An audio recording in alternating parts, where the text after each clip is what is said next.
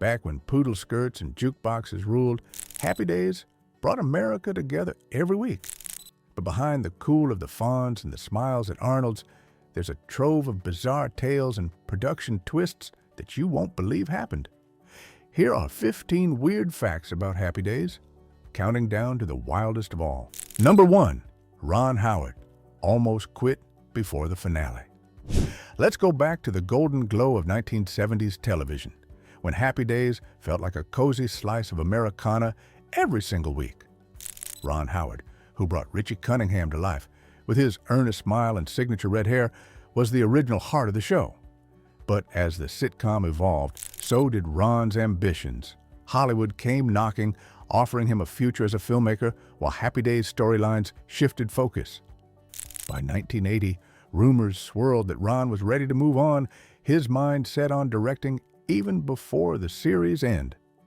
Producers, aware of how vital Richie was to loyal viewers, convinced Ron to stay a little longer, ensuring that fans would witness Richie's proper send-off instead of a sudden, unexplained departure. As a result, in the 1980 season 7 finale, Richie's emotional farewell became a pivotal TV moment. Heartbreaking, beautifully acted, and offering real closure for an entire generation. It's rare that a star is convinced to stick around just to deliver a goodbye good enough to become television legend, but that's exactly what happened. The image of Richie hugging his family goodbye remains etched in viewers' minds, marking one of TV's all-time great exits. Sometimes, sticking around for the last dance makes all the difference. Number 2. The Fonz was supposed to be secondary. It's wild to picture, but at first, Arthur Fonzarelli wasn't meant to steal the spotlight. When Happy Days made its debut on ABC in 1974, Ron Howard's Richie Cunningham was front and center, the wholesome red-haired boy next door. In those early scripts, the Fonz, played by Henry Winkler, was just a leather-jacketed supporting act, dropping in for a one-liner or a motorcycle rumble at Arnold's. But something electric happened. With every small scene, Winkler brought a spark you couldn't fake. Viewers, teenagers, moms, even grandmas started flooding the network with fan letters all about Fonzie. By season 3, Winkler was getting top billing, and his mug was plastered on lunchboxes, comic books, even pinball machines. Happy Days morphed from Richard's coming of age to Fonzie's cool school, with Winkler helping shape the character's signature "I" and moral code. TV insiders still whisper about how rare it is for a show's sidekick to become its icon, but that's exactly what happened here. The story of Fonzie's rise is pure TV legend. A once secondary figure, now the face burned into our collective nostalgia. Next time you see that famous thumb in a rerun, remember, cool can't be scripted, but it sure can take over. Number 3. The laugh track was partly live. There's something electric about the sound of real laughter echoing through a sitcom set. On Happy Days, Gary Marshall defied television norms of the time by insisting that the cast perform in front of a live studio audience, blending spontaneous audience reactions with just a touch of studio effects to polish each episode. This wasn't the industry standard. All through the 1970s, most TV comedies leaned into canned laughter, pre-recorded giggles triggered by editors and post-production.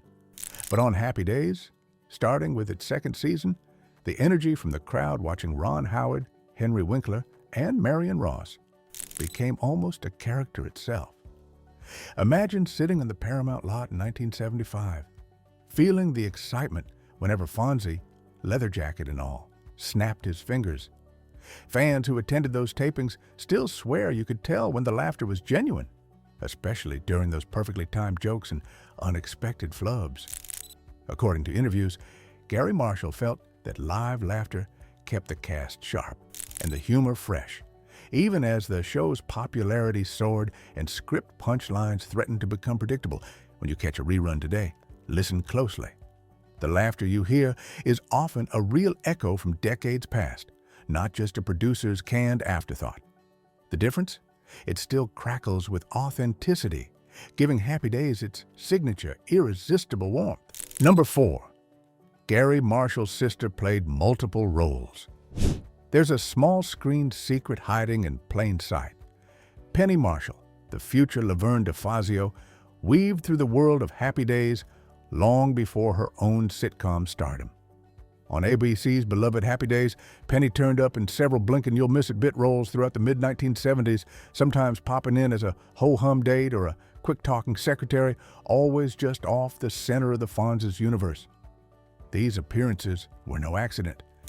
Gary Marshall, the creative force behind Happy Days, was Penny's big brother, and their close-knit family connection spilled over into work.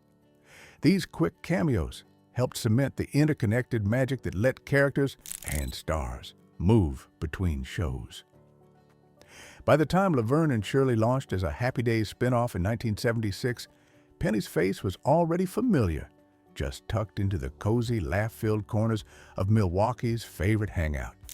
This blending of casts, stories, and talent was an ABC signature, building a web of comfort sitcoms that shaped television's golden era. Today, catching young Penny in those early episodes is like spotting a hidden wink from TV's yesteryear, a subtle reminder that behind all those classic episodes, family bonds and showbiz dreams quietly fueled the heart of Happy Days. Just as you settle in for the next fact, you might realize how seamlessly those on-screen worlds dance together with a little help from behind the scenes. Number 5. Fonzie's jacket was held by the Smithsonian. The gleam of Fonzie's leather jacket wasn't just the stuff of TV legend, it became an honest-to-goodness piece of American heritage. Imagine walking through the quiet, grand halls of the Smithsonian in Washington, D.C. and coming across the unmistakable brown leather worn by Henry Winkler on Happy Days. This wasn't just a costume.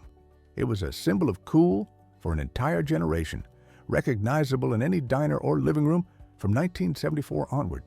The jacket defined the Fonz, rebellious, kind, effortlessly cool, and somehow always on your side. Even Henry Winkler was floored when he learned about the honor, calling it the ultimate cool.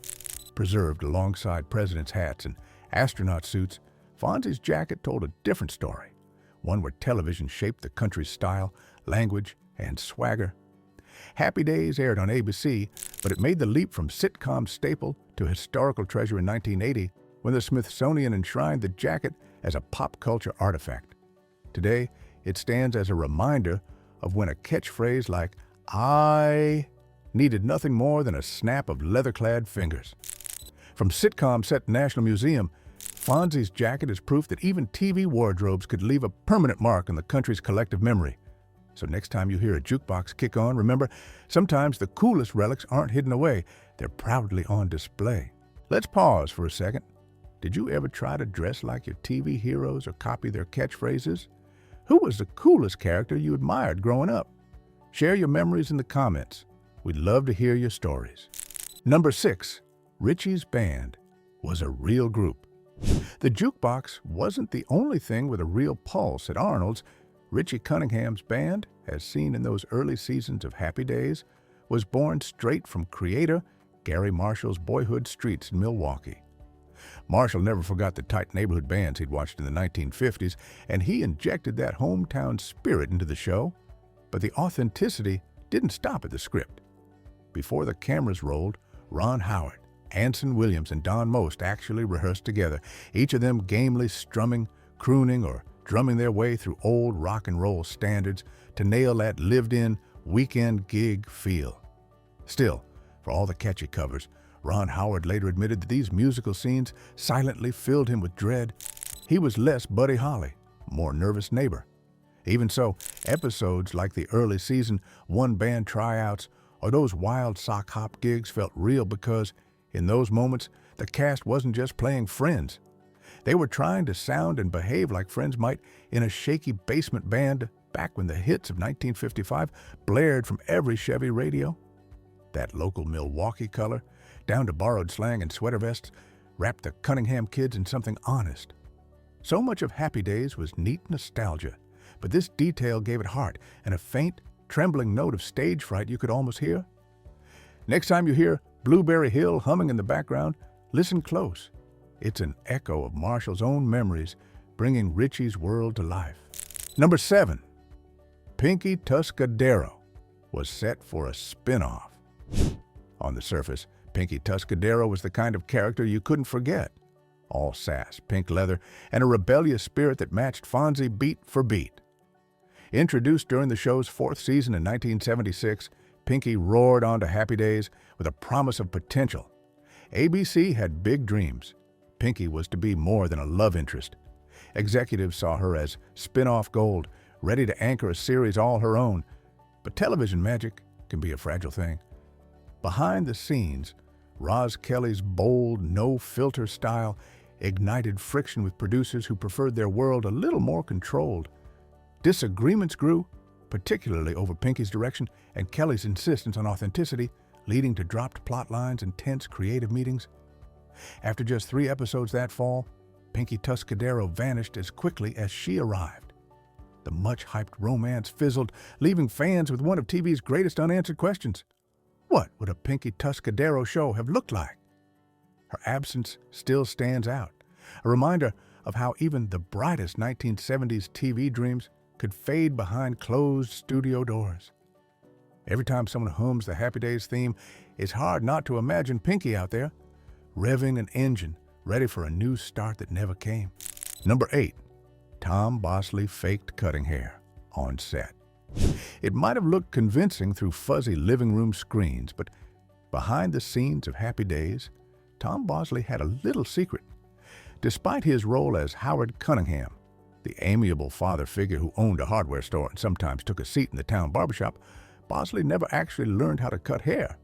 Every time his character picked up a pair of scissors for a friendly trim, he was only pretending.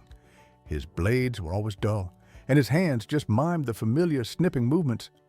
The production team relied on clever camera angles and quick edits to hide the trick, but observant fans, even as far back as the show's early seasons in 1974, occasionally spotted the ruse. If you ever noticed a lack of stray clippings or a perfectly intact haircut after a supposed cut, you were in on the joke. But that was part of what made Happy Days so comforting. The set never claimed to be more than what it was, a place where 1950s nostalgia lived on, and a hardware man could moonlight as a barber with a twinkle in his eye. Bosley's easygoing manner and willingness to poke gentle fun at his own limitations just added to the show's homespun warmth. Next time you watch a rerun and spot those scissors gliding without a snip, you'll see the magic of television's simpler era shining through. Number 9. Chuck Cunningham's disappearance.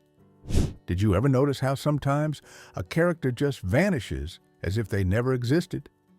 In the early days of Happy Days, the Cunningham family included Richie's older brother Chuck. He wasn't just a flash in the pan. Chuck appeared during the first 2 seasons when the series debuted in 1974 on ABC. But before viewers could get to know him, catch a classic heart-to-heart, or see a full sibling rivalry, Chuck disappeared. Nothing murmured, no dramatic exit, not even a passing mention. The writers simply stopped including him in scripts, and soon he faded from the show's family photos, leaving only Richie and Joni as the Cunningham kids. Fans scratched their heads. Had Chuck headed off to college? Moved out? The show offered no answer. He was quite literally never spoken of again. This peculiar vanishing act earned its own nickname in pop culture circles. Chuck Cunningham syndrome, shorthand for TV's forgotten kin. The reasons behind it were practical. Several actors swapped in as Chuck, Gavin O'Herlihy first, then Randolph Roberts, but none quite clicked, and the creative team decided the show worked better without him. As a result, Chuck Cunningham became a punchline among TV fans, and his absence left a strange echo in Happy Days nostalgia. When you revisit those vintage episodes, you might just spot Chuck wandering into the kitchen with a basketball, only to vanish for good. A pop culture ghost only true fans remember. Number 10. American Graffiti inspo nearly stalled the pilot. Picture a conference table at CBS in the early 1970s. Executives frowning, scripts scattered, and a big question mark hanging in the air. After all, they had just seen George Lucas's American Graffiti light up the box office in 1973, with Ron Howard standing front and center as Steve Bolander. When Gary Marshall pitched Happy Days, the network worried viewers might see it as a small-screen copycat of Lucas's hit. It made their decision tricky: pass on what looked like a retread, or take a wild swing at recapturing the very nostalgia that was drawing crowds to theaters. For a moment, it looked like Richie, Fonzie, and the Cunninghams might never see the light of day. Only after American Graffiti's surprising success did CBS greenlight Happy Days, figuring they'd ride the retro wave sweeping America. The risk paid off. By January 1974, the pilot aired, and soon millions of families welcomed Richie's friendly smile and the Fonz's effortless cool into their living rooms. With Ron Howard now anchoring both film and television's version of a rose-tinted past, pop culture was forever changed.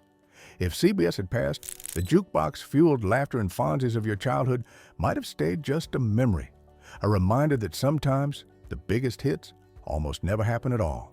Number 11, jumping the shark, actually created a phrase.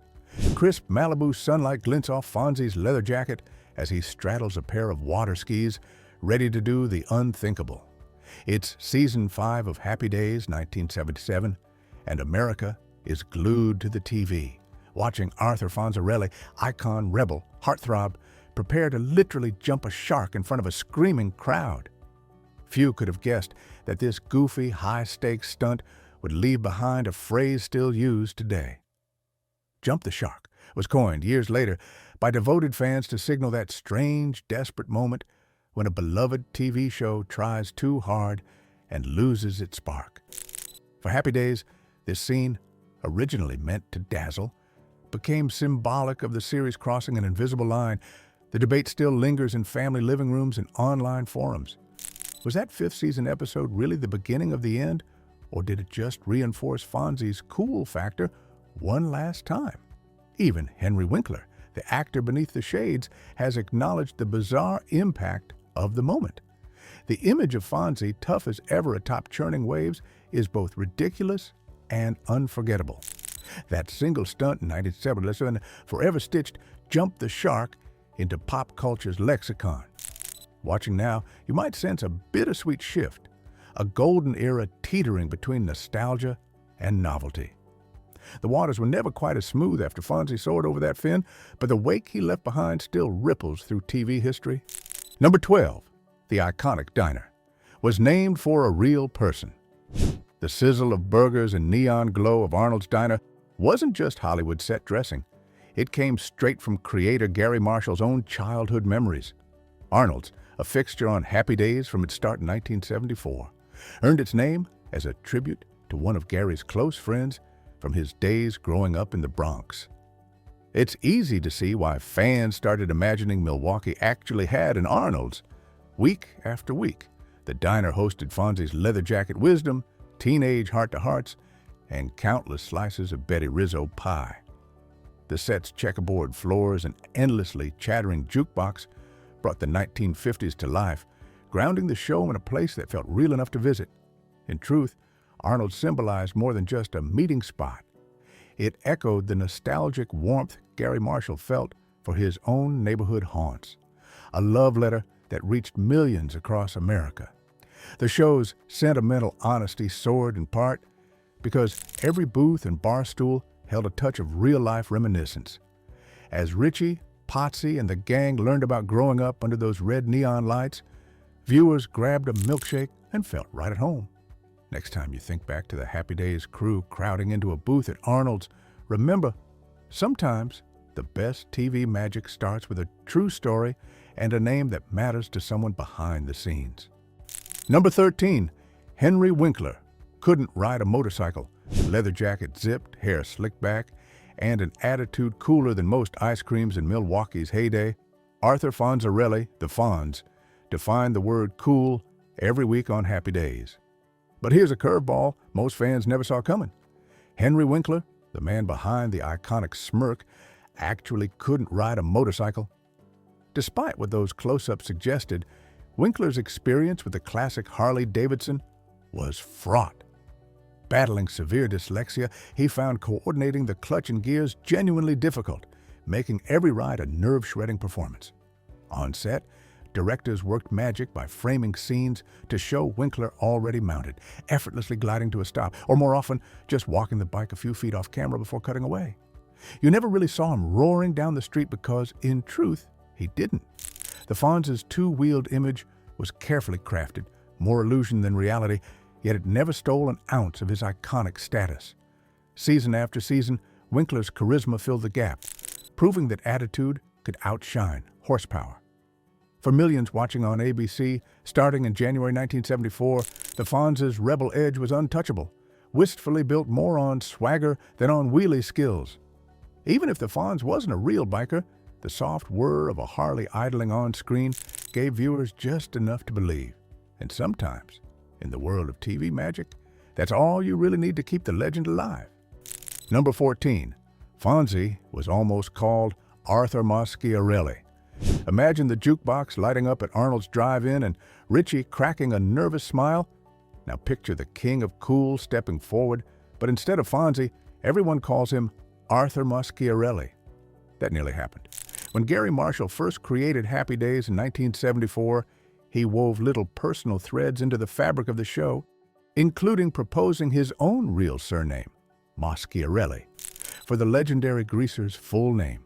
The plan was to give the Fonz a name that nodded to Marshall's Italian-American heritage. But network leadership stepped in, worried that Maschiarelli sounded unfamiliar or too ethnic for a primetime sitcom in the 70s. They recommended something with swagger that rolled off the tongue, landing on Fonzarelli. That slight change made all the difference. Henry Winkler's Fonzie soon became a cultural force, full leather jacket and all, earning catchphrases and even a spot in the Smithsonian. Had they stuck with Maschiarelli, the high school halls of Milwaukee might have echoed a very different rhythm. Maybe less cool dude, more old world uncle. Most viewers never realized how close their TV evenings came to a major vibe shift. The Fonz in name and style became the very spirit of cool. Sometimes all it takes is a small choice to create a pop culture legend, forever immortalized in reruns and in memory. Number 15. Ron Howard wore a wig for reshoots. Spotting the telltale shine of a fake wig, fans of Happy Days who watched closely in the late 1970s and early 1980s may have noticed something off about Richie Cunningham's hair in those occasional flashbacks.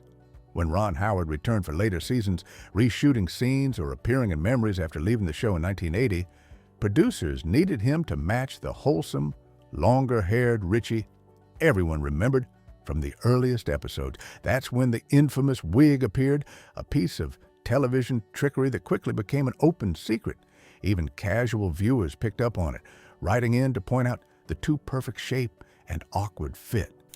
Interviews and fan mail regularly poked gentle fun at the not-so-convincing hairpiece. Ron Howard himself was in on the joke, often making light of the wig on set and during interviews, laughing alongside the cast about Richie's helmet. The crew did their best, but lighting and close-ups rarely did the fake hair any favors. It was a reminder that sometimes, no matter how hard you try, a little bit of TV magic can't fool everyone, especially when your character is as beloved as Richie. For longtime fans, the wig is more than a punchline. It's a symbol of the show's enduring charm and its eagerness to keep the family together, even if it meant a slightly lopsided hairline. Onward to even quirkier behind-the-scenes secrets from Happy Days.